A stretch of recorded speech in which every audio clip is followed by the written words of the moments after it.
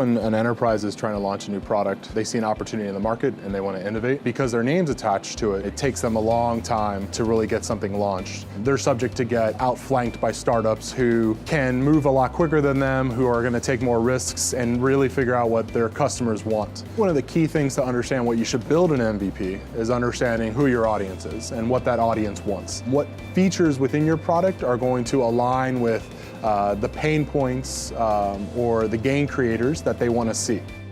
MVP for an enterprise is often a little different than for a startup. A startup can get away with having a product that isn't really beautiful or maybe has a lot of bugs. For an enterprise, there's a little bit higher of a bar, and there should be. It represents the brand well, but it isn't over-engineered. It isn't going down a path where there's a bunch of feature bloat that no one really wants. It's still focusing on what the end customers want, but in a way that represents the brand and the enterprise well. That's critical to understanding what we're focusing on.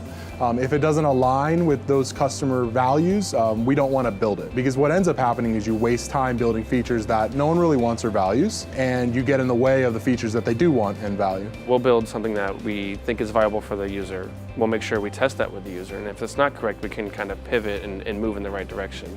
And by writing our code with these components like we use in React or even in Angular, you can kind of still use some of them that are good, and if the bad ones don't work, you can toss them out, but still not lose all of your code. When you lock into building a product within 90 days, having a constraint or a critical path on what you're going to build is actually critical to building a really healthy and beautiful product.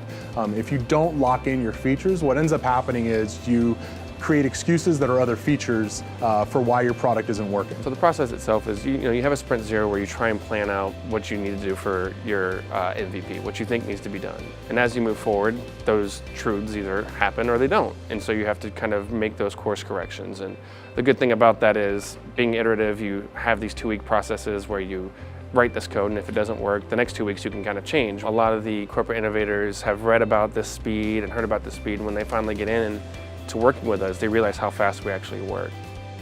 If you're at an enterprise and you're in charge of innovation, or you're a product owner with a great idea, engaging with 352 is a dream. It's as if you added a really healthy, cross-functional, dedicated team to your own organization. You become the center of the organization, they follow your priorities, and they listen to you as a subject matter expert, but then they bring their expertise, and you get to market a lot quicker than if you had to build your own team or find the pieces to make your own team within your organization.